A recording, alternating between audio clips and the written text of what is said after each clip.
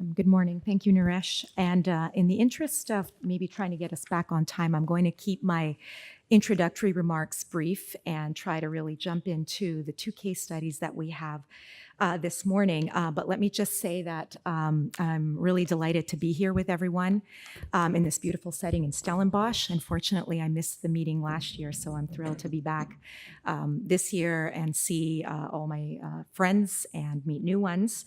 The topic of this meeting, as Doug said, the meeting is actually very special among the bioethics discussions that we have. So I want to just maybe start by pulling out a few key things that Susie and Akin said in their excellent talks that gave us, I think, a lot of sort of thought-provoking and pause to reflect on as we jump into the discussions. And I want to sort of highlight these things because I think it's important for this session on respecting communities and participants, but also because I think we'll be coming back to it throughout the next 2 days. So Susie mentioned the importance of trust and trustworthiness, and Ken mentioned this also, and that participants want to trust researchers. And in Akin's talk, he highlighted the importance of sharing benefits and what principles we have to subscribe to in order to ensure that benefits are realized where they need to go. And so when we think about respecting individuals and communities in research, we are forced to sort of think about what kinds of things do we need to do in order to ensure that people feel respected, that communities feel respected. And Susie highlighted very nicely that this is usually cashed out in research ethics as the protection of privacy, consent, ensuring that we have adequate consent.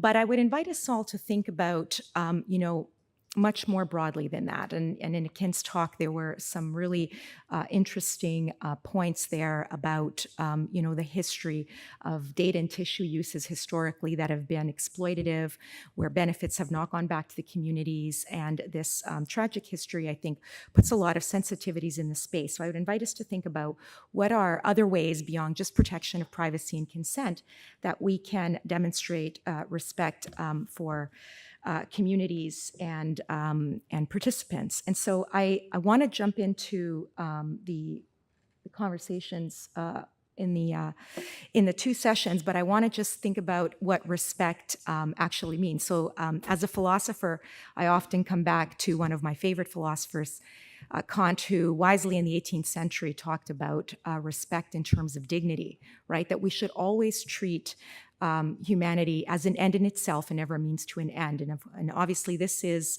a risk in research where the end, no matter how noble, trying to achieve good science, trying to derive good health, but we need participants and we need communities, and there is obviously that risk of being instrumentalized. And so Kant talked about respect in terms of dignity.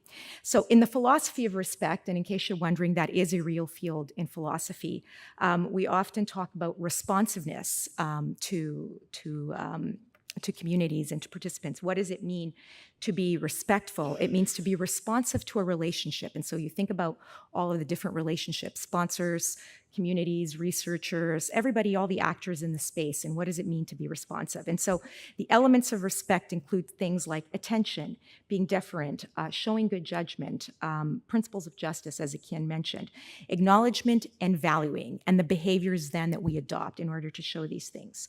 So in the next two case studies, we're going to examine some of these issues around respect for participants and communities.